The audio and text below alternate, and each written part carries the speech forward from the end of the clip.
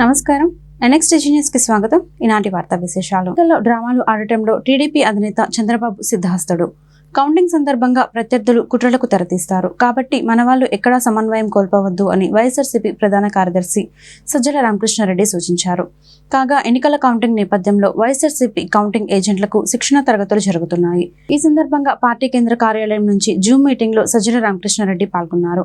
ఈ సందర్భంగా సజ్జల మాట్లాడుతూ ఎన్నికల్లో నిబంధనల ప్రకారం మనకు రావాల్సిన ప్రతి ఓటు వచ్చేలా చూడాలి. కౌంటింగ్ సందర్భంగా ప్రత్యర్థులు కుట్రలకు తెరతీస్తారు. ఎక్కడ సమన్వయం కోల్పోద్దు. ఏదైనా తప్పు జరిగితే వెంటనే అధికారుల దృష్టికి తీసుకువెళ్లాలి. ప్రతిక్షణం అప్రమత్తంగా ఉండాలని చెప్పారు. అదేవిధంగా పోస్టల్ బ్యాలెట్ పై ఉన్న అధికారి సంతకం విషయంలో అనుమానం ఉంటే అధికారుల దృష్టికి తీసుకువెళ్లాలి. ప్రత్యర్థులు రెచ్చగొట్టి మీ ఫోకస్ ను దెబ్బతీసేలా వ్యవహరిస్తున్నారు. అలాంటి సమయంలో జాగ్రత్తగా ఉండాలని ఆయన సూచించారు. సమయంలో మనం ఆ తర్వాత ఎన్నెన్నో లాభం లేదు. ఆ సమయంలోనే దాన్ని పాయింట్ రైజ్ చేసి ఆర్ఓ దృష్టికి కానీ తర్వాత కమిషన్ దృష్టికి అవసరమైతే పైకి ఎస్కలేట్ చేసి తీసుకెళ్లడం అనేది ఎంత అవసరం. దానికంటే ముఖ్యంగా ఈ కౌంటింగ్ ప్రక్రియలో కౌంటింగ్ ఏజెంట్లు అనే వాళ్లకు equal importance, almost equal importance ఉంది. ఎవరి బాధ్యత వాళ్ళు సక్రమంగా నిర్వర్తిస్తే ఫలితాలు అనేవి కరెక్ట్గా బయటకు వస్తాయి. ఇది దాని స్పిరిట్. ఏదైతే ప్రజాస్వామ్యంలో మనం ఎక్స్పెక్ట్ చేసేది రిజల్ట్ అనేది జెన్యూన్ ప్రజల ఆకాంక్షలను ప్రతిబింబిస్తాయి. ప్రజలు ఏమి ఓటు ఇచ్చారో, ఎవరికి బ్లెస్సింగ్స్ ఇచ్చారో అవే బయటకు వచ్చే అవకాశం ఉంటుంది. అయితే పోటీ ఇంత తీవ్రస్థాయిలో ఉన్నప్పుడు, అందులోనూ మన రాష్ట్రంలో ఇప్పుడున్న పరిస్థితుల్లో ప్రత్యర్థులు ఏ రకమైన దీనికైనా పోయి ఎలాంటి కుట్రలకైనా పాల్పడి వాళ్ళ దీనికి తగినట్టు మలుచుకోవడానికి వ్యవస్థల్లో కూడా చొరబడి చేసే అలవాటు ఉన్న ప్రత్యర్థులు మనం ఇక్కడ ఎదుర్కొంటున్న నేపథ్యంలో వాతావరణం కూడా కొంచెం ఇదిగా ఉన్నందువల్ల మనం మోర్ అలర్ట్ గా ఉండాలని చెప్తున్నాం. రాష్ట్రంలో వైఎస్ఆర్సీపీ ప్రపంచం సృష్టిస్తూ మళ్లీ అధికారంలోకి రావడం ఖాయమని సింహభాగం మీడియా సర్వే సంస్థల ఎగ్జిట్ పోల్స్ తేల్చి చెప్పాయి. సంక్షేమాభివృద్ధి పథకాలు, సుపరిపాలనతో ముఖ్యమంత్రి వైఎస్ జగన్మోహన్ రెడ్డి తెచ్చిన విప్లవాత్మక మార్పులకు జనం జై కొట్టారని స్పష్టం చేశాయి. టీడీపీ, జనసేన, బీజేపీ కూటమి కంటే మహిళలు 12% అధికంగా వైఎస్ఆర్సీపీకి ఓట్లు వేసి ఫ్యాన్ ప్రపంచం సృష్టించడానికి దోహదం చేశారని ఆరా, చాణక్య సంస్థలు తేల్చాయి. జాతీయ, రాష్ట్ర మీడియా సర్వే సంస్థలు, సెఫాలజిస్టులు నిర్వహించిన ఎగ్జిట్ పోల్స్, పోస్ట్ పోల్స్ సర్వేలను క్రోడీకరించి శనివారం ఫలితాలను వెల్లడించాయి. తెలుగు రాష్ట్రాల్లో ఆరా సంస్థ అధినేత మస్తాన్ నిర్వహించే సర్వే ఎగ్జిట్ పోల్స్ కు అత్యంత విశ్వసనీయత ఉంది. గత ఏడాది ఆఖర్లో తెలంగాణలో జరిగిన ఎన్నికల్లో కాంగ్రెస్ విజయం సాధిస్తుందని, కామారెడ్డిలో అప్పటి సీఎం కేసీఆర్, ఇప్పటి సీఎం రేవంత్ రెడ్డిలు ఇద్దరు ఓడిపోతారని, బీజేపీ అభ్యర్థి కె వెంకటరమణారెడ్డి విజయం సాధిస్తారని ఎగ్జిట్ పోల్, పోస్ట్ పోల్ సర్వేలో బల్లగుద్ది చెప్పారు. ఎన్నికల ఫలితాల్లో అదే వెల్లడైంది. రాష్ట్రంలో జరిగిన ఎన్నికల్లో ఎగ్జిట్ పోల్స్, పోస్ట్ పోల్ సర్వేని ఆరా మస్తాన్ విస్తృత స్థాయిలో నిర్వహించారు. ఆంధ్రప్రదేశ్లో వైఎస్ జగన్మోహన్ రెడ్డి నాయకత్వంలోని వైఎస్ఆర్సీపీ మరోసారి అధికారంలోకి రానున్నదని ప్రముఖ ఎన్నికల సర్వే సంస్థ ఆరా స్పష్టం చేసింది. ఆ సంస్థ ఎండీ షేక్ మస్తాన్ తన స్వగ్రామం పల్నాడు జిల్లా చిలుకలూరుపేట మండలం మద్దిరాలలో నిర్వహించిన మీడియా సమావేశంలో 2024 సార్వత్రిక ఎన్నికల ఫలితాల అంచనాలను వెల్లడించారు. ఆంధ్రప్రదేశ్లో 49.41% ఓట్లతో వైఎస్ఆర్సీపీ 94 నుంచి 104 ఎమ్మెల్యే స్థానాలు గెలుపొందే అవకాశం ఉందన్నారు. టీడీపీ, బీజేపీ, జనసేన కూటమి 47.55% ఓట్ షేరుతో 71 నుంచి 81 ఎమ్మెల్యే స్థానాలు పొంది ప్రతిపక్ష పాత్ర పోషించే అవకాశం ఉందని చెప్పారు. కాంగ్రెస్ పార్టీ సహా ఇతర పార్టీలకు ఒక్క స్థానం కూడా వచ్చే అవకాశం లేదన్నారు. ఇతరులకు 3% ఓట్లు పడవచ్చన్నారు. లోక్సభ ఫలితాలలో వైఎస్ఆర్సీపీ 13 నుంచి 15 ఎంపీ స్థానాలు, టీడీపీ కూటమి 10 నుంచి 12 స్థానాలు పొందే అవకాశం ఉందన్నారు. వైఎస్ఆర్ కాంగ్రెస్ పార్టీ గణనీయమైనటువంటి ఓట్లు సాధించింది.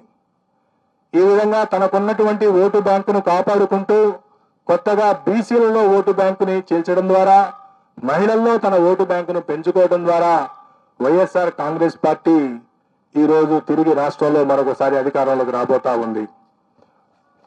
వైఎస్ఆర్ కాంగ్రెస్ పార్టీ ఆంధ్రప్రదేశ్లో మే 13వ తేదీన జరిగినటువంటి ఎన్నికల్లో 49.41% ఓట్లను సాధించి 94 నుండి 104 అసెంబ్లీ స్థానాల్లో గెలవబోతా ఉంది.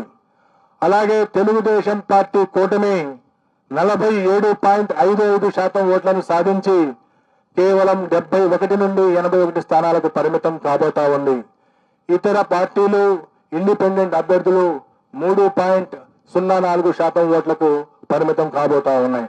సుమారుగా 2% ఓట్ల ఆధిక్యతతో తెలుగుదేశం పార్టీ కూటమి కంటే సుమారుగా 20-25 స్థానాల్లో వైఎస్ఆర్ కాంగ్రెస్ పార్టీ ఆధిక్యత సాధించి మరొకసారి ప్రభుత్వాన్ని ఏర్పాటు చేయబోతా ఉంది. అలాగే పార్లమెంటు విషయానికి వస్తే ఆంధ్రప్రదేశ్లో ఉన్నటువంటి 25 పార్లమెంటు స్థానాల్లో 48.29% ఓట్లను సాధించి వైఎస్ఆర్ కాంగ్రెస్ పార్టీ 13 నుండి 15 పార్లమెంటు స్థానాలను గెలవబోతా ఉంది. అలాగే తెలుగుదేశం కూటమి 47.68 ఓట్ల శాతాన్ని సాధించి 10 నుండి 12 పార్లమెంటు స్థానాల్ని గెలవనున్నది. 4.03% ఓట్లు కాంగ్రెస్ పార్టీ మరియు ఇతర పార్టీలకు లభించినాయి. ఏ పార్టీకి కూడా ఇంకా వేరే పార్టీలకు సీట్లు లభించేటువంటి అవకాశం లేదు. కడప పార్లమెంటు నుండి పోటీ చేసినటువంటి శ్రీమతి షర్మిల గారు అక్కడ గణనీయమైనటువంటి ఓట్లు పొందుతున్నప్పటికీ అక్కడ గెలిచే పరిస్థితి లేదు.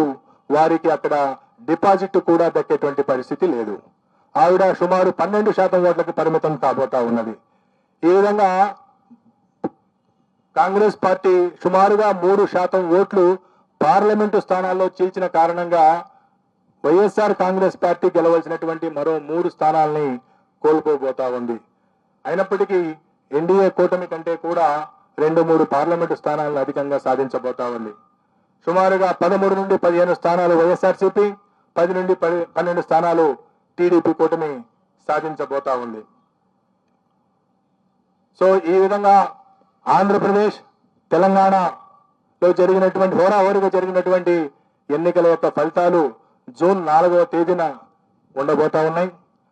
జూన్ 4వ తేదీన మా ఈ ఆరా సంస్థ వైపు నుండి ప్రకటించినటువంటి పోస్ట్ పోలు నిజం కావాలని పోస్టల్ బ్యాలెట్ పై సుప్రీంకోర్టులో వైఎస్ఆర్సీపీ న్యాయ పోరాటానికి దిగింది.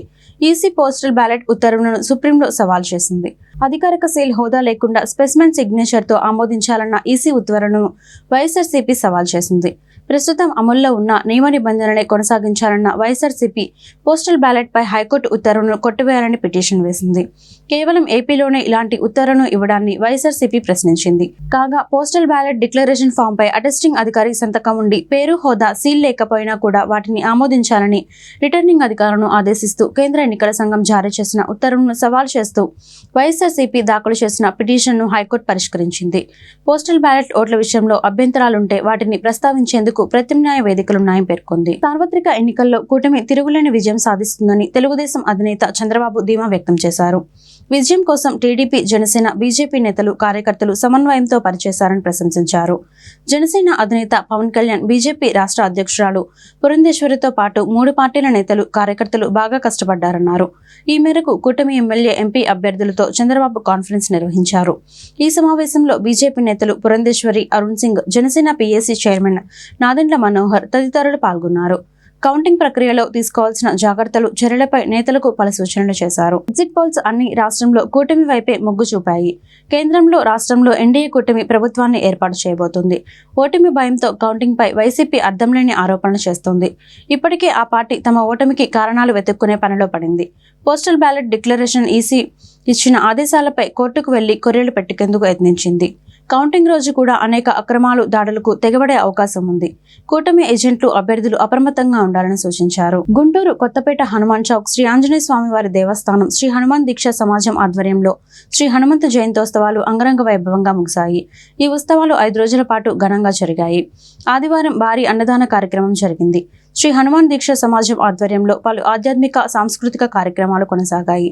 ఈ సందర్భంగా శ్రీ హనుమాన్ దీక్ష సమాజం గౌరవ అధ్యక్షులు తిరువల్లూరి వెంకట సుబ్బారావు మాట్లాడుతూ ప్రతి సంవత్సరం హనుమాన్ జయంతి మహోత్సవాలను అత్యంత ఘనంగా నిర్వహించుకుంటామని వివరించారు.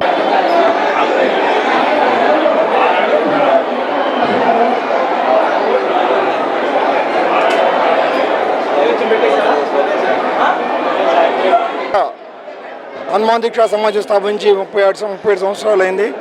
అందుకు తదనుగుణంగా మేము దాదాపు 40 రోజుల నుంచి స్వామివారికి భక్తుల, మిత్రుల సహాయ సహకారాలతోటి భిక్షాక్ష కార్యక్రమం ప్రారంభించాము. అవన్నీ కూడా మొన్నటితో కంప్లీట్ అయిపోయింది. నిన్న ఘటాభిషేకము, నిన్న రాత్రి కళ్యాణం కూడా జరిగింది. ఈ రోజున మిత్రులు మా దీక్షాసమ వైస్ ప్రెసిడెంట్ శ్రీ సుకుమార్ ఆధ్వర్యంలో అన్నదానం కూడా చాలా చక్కగా జరుగుతుంది.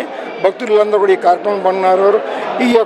ఈ ఉత్సవాల్లో ఈరోజు ఈ స్వామివారి మంచి పూర్ణాహుతితోటి ఈ కార్యక్రమాలు మేము ఏవైతే కార్యక్రమాలు చేపట్టామో హనుమాన్ దీక్షా సమాజం తరఫున అదిగో దేవస్థానం తరఫున అన్ని కార్యక్రమాలు కూడా స్వామివారి అనుగ్రహంతో పరిపూర్ణంగా సమాప్తమని తెలియజేస్తున్నాము. అందరూ కూడా ఈ ఉత్సవాల్లో కూడా విరివిగా భక్తులు పాల్గొన్నారు. ఈ ఉత్సవం జయప్రదం చేశారు.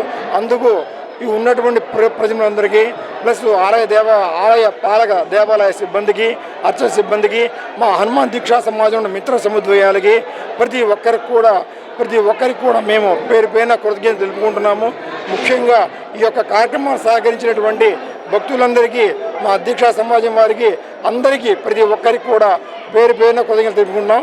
జై హనుమాన్, జై హనుమాన్. అదేవిధంగా వచ్చే సంవత్సరం కూడా మేము చేపట్టే ప్రతి ఒక్క కార్యక్రమానికి కూడా మీ అందరి సహాయ సహకారాలు ఉంటాయని, అదేవిధంగా మమ్మల్ని ఆదరిస్తారని, ఆయా కార్యక్రమాలు పాల్గొని శ్రీ ఆంజనేయ స్వామి వారి కృపా కటాక్షలకి పాత్రలు విశ్వసిస్తున్నాము. జై హనుమాన్, జై జై. చిరంజీవి అభిమాన సంఘం నాయకులుగా, ప్రముఖ విద్యావేత్తగా, Andhra Pradesh private schools association co chairman గా ఉన్న మేకల రవీంద్రబాబు జనసేన పార్టీ గుంటూరు అర్బన్ అధ్యక్ష పదవి రేసులో ఉన్న సంగతి తెలిసిందే. మెగాస్టార్ కుటుంబంతో అత్యంత సన్నిహితంగా ఉన్న మేకల రవీంద్రబాబు ప్రజారాజ్యం పార్టీలో క్రియాశీలకంగా పనిచేశారు.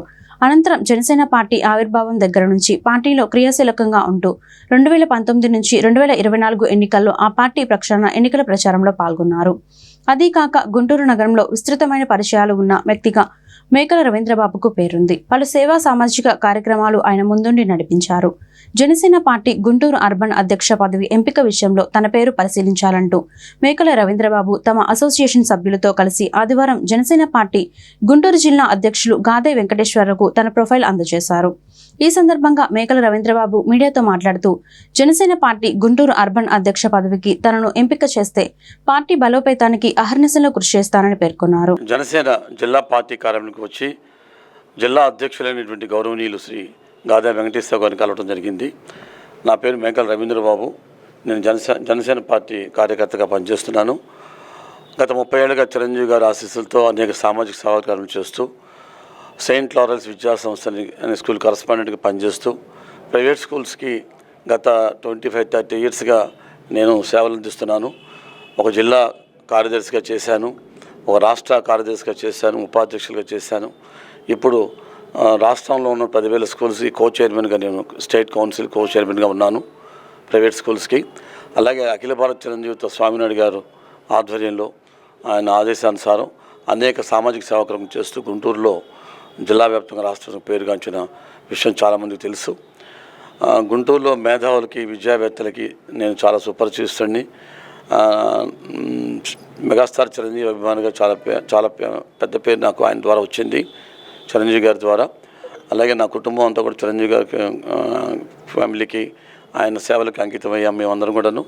ఈరోజు నేను జనసేన పార్టీకి గత 10 ఏళ్ళుగా ఆయన కండక్ట్ చేసినటువంటి అనేక పబ్లిక్ మీటింగ్స్కి హాజరవుతూ నేను పవన్ కళ్యాణ్ స్ఫూర్తితో ఆయన యొక్క భావోద్వేగాలకి నేను ఎంతో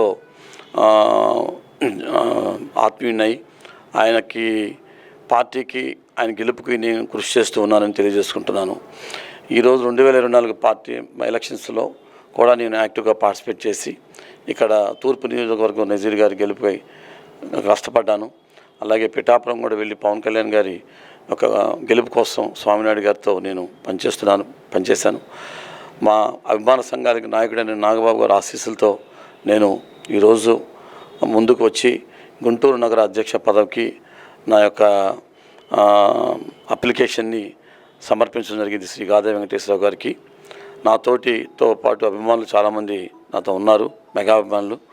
అలాగే స్కూల్ డైరెక్టర్స్ ఈరోజు నాతో పాటు సుమారుగా ఒక 20 మంది ప్రైవేట్ స్కూల్ కరస్పాండెంట్స్ వచ్చి ఉన్నారు. వాళ్ళందరూ కూడాను నాకు మద్దతు తెలుపుటకే వచ్చారు. జనసేన పార్టీకి వాళ్ళు కూడా వాళ్ళ గెలుపు కోసం వాళ్ళు కూడా డైరెక్ట్ ఇండైరెక్ట్గా కృషి చేసినటువంటి విషయం. కాబట్టి మా ప్రైవేట్ స్కూల్ సమస్యలు కానీ, అట్లాగే సామాజిక సమస్యలు కానీ, అలాగే పేద బడుగు బలహీన వర్గ సేవ చేయడానికి నేను ముందుకు వస్తున్నాను. కాబట్టి శ్రీ గాదా వెంకటేశ్వర గారు, నాదెండ్ల మనోహర్ గారు, శ్రీ నాగబాబు గారు, ఇంకా పెద్దలందరూ ఆశీస్సులతో నేను ఈ నగరాధ్యక్ష పదవి చేపట్టడానికి సిద్ధంగా ఉన్నానని తెలియజేసుకుంటున్నాను. నైరుతి రుతుపవనాలు శరవేగంగా కదులుతున్నాయి. రాయలసీమలోని కొన్ని ప్రాంతాల్లోకి నైరుతి రుతుపవనాలు ప్రవేశించాయని, ఏపీ అంతటా రుతుపవనాలు మరింత విస్తరించేందుకు పరిస్థితులు అనుకూలంగా ఉన్నాయని ఏపీ విపత్తుల నిర్వహణ సంస్థ తెలిపింది. నేడు రాయలసీమలోకి ప్రవేశించగా ఆపై క్రమంగా రాష్ట్రంలోని ఇతర ప్రాంతాలకు విస్తరిస్తాయి. అనంతపురం, శ్రీ సత్యసాయి, నెల్లూరు, కడప, ఒంగోలు మీదుగా పయనిస్తాయి. అనంతరం దక్షిణ కోస్తాంధ్ర, ఉత్తర కోస్తాంధ్రలోకి ప్రవేశించే అవకాశాలున్నాయి. మరోవైపు కోస్తాంధ్ర ప్రాంతంలో ఉపరితల ఆవర్తనం ఆవరించి ఉంది. దీని ప్రభావంతో ప్రస్తుతం రాష్ట్రంలో చెప్పుకోదగిన స్థాయిలో వర్షాలు కురుస్తున్నాయి. రానున్న 4 రోజులు వర్షాలు కురుస్తాయని వాతావరణ శాఖ అధికారులు తెలిపారు.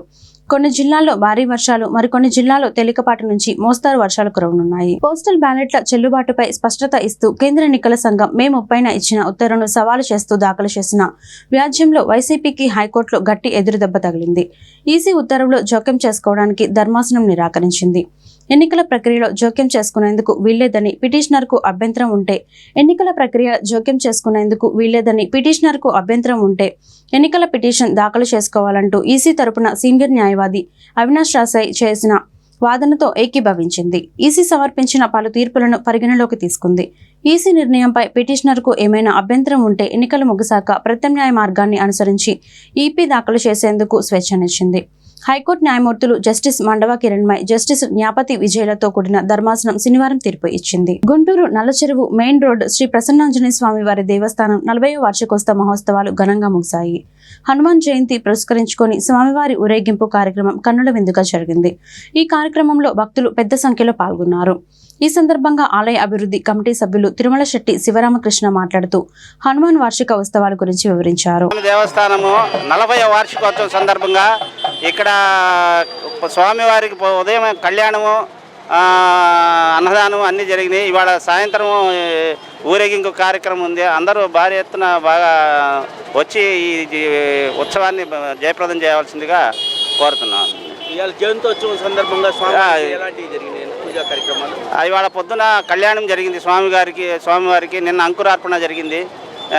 ఇవాళ అన్నదానం జరిగింది. ఇప్పుడు ఉత్సవం జరుగుతుంది, మామూలుగా రథోత్సవం, స్వామివారి రథోత్సవం జరుగుతుంది. పవర్ లిఫ్టింగ్ మరియు బెంచ్ ప్రెస్ పోటీలలో మాజీ ఏఐఎస్ఎఫ్ నాయకురాలు పర్చూరు కుమారి నందన రాష్ట్ర స్థాయిలో 2 రజత పథకాలు సాధించింది. ఈ సందర్భంగా సిపిఐ కార్యాలయంలో అభినందన కార్యక్రమం ఏర్పాటు చేశారు. సిపిఐ జిల్లా కార్యదర్శి జంగాల అజయ్ కుమార్ ఇతర నేతలు సత్కరించి అభినందించారు. ఈ నెల 29 నుండి 31వ తేదీ వరకు మంగళగిరి పట్టణంలో 11వ ఆంధ్రప్రదేశ్ రాష్ట్ర power lifting sub junior senior masters championship 2024 పోటీలలో నందన సీనియర్స్ మహిళల విభాగంలో 76 కేజీల విభాగంలో పోటీపడి పవర్ లిఫ్టింగ్లో 282.5 కేజీల బరువు ఎత్తి రజత పథకం సాధించారు.